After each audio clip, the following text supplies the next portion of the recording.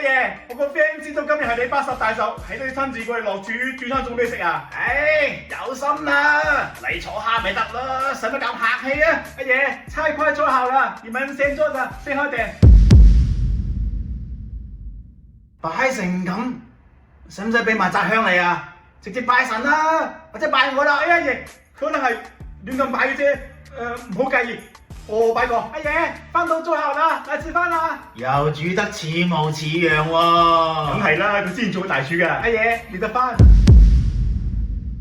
呃得咁實，仲淋得咁到，你當乞衣啊家陣。阿爺，怕你唔夠吃嘛。裝飯唔可以呃得咁實，淋得咁高㗎，乞食先會咁㗎。不好意思，阿爺，下次我記住啦。都算聽話聽教。